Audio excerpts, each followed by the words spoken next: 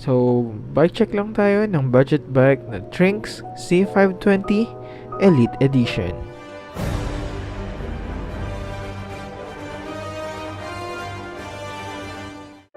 Ang TRINX C520 Elite Edition ay exclusive lamang sa Pilipinas. Nirelease ito noong taong 2018. Ang price ng TRINX C520 Elite is around 7,000 to 9,000.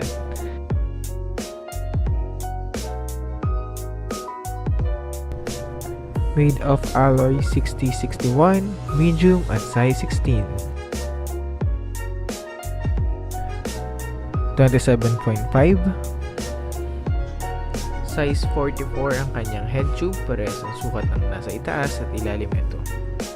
Internal cabling na din siya, so sa loob na ng frame dumadaan yung mga cables from brakes and shifters. Meron din siyang butas for bike racks or bike carriers.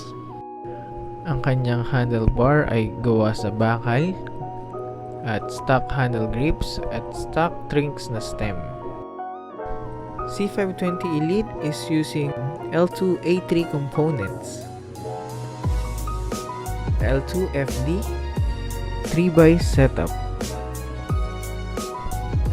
L2A3 ang RD.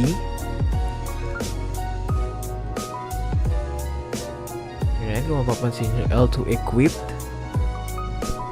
Threaded ang kanyang hubs at merong 8-speed cogs.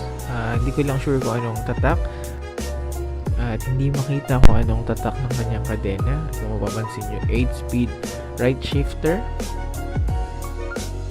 Mechanical ang kanyang brakes at alloy ang brake lever. At ito naman ang front hub na merong 160mm rotors at quick release at stock TRINX na caliper.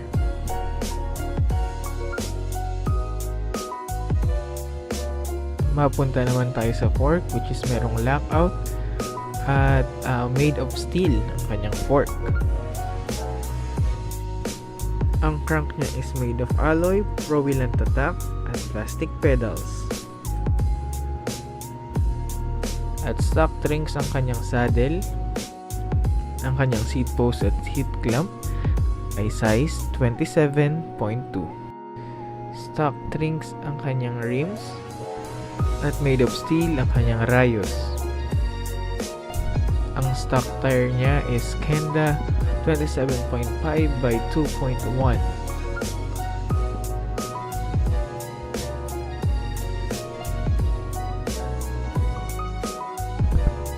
At ang trademark ng budget bikes ng TRINX ang kanilang stand. At dahil budget friendly nga ito, sinubukan natin maghanap ulit. At may nakita nga tayo sa LJBikeShop. Makita nyo dyan kung ano yung price at iba pang kulay ng C520 Elite. So kung interested po kayo, i-message nyo na lang po sila at sa stand 13. So ang sa stand 13 nga lang, C520 na Big 7. So hindi siya yung Elite. Pero okay din naman yun kung bike to work lang talaga. At nga pala, disclaimer lang, hindi po ako nagbibenta. Ilalagay ko na lang sa description sa baba yung link na mga FB page nila para kayo na po mismo ang mag-message kung available pa ang mga gantong budget bikes. Ayun, maraming salamat. This is Archu Vlog. Ride smart at ride safe.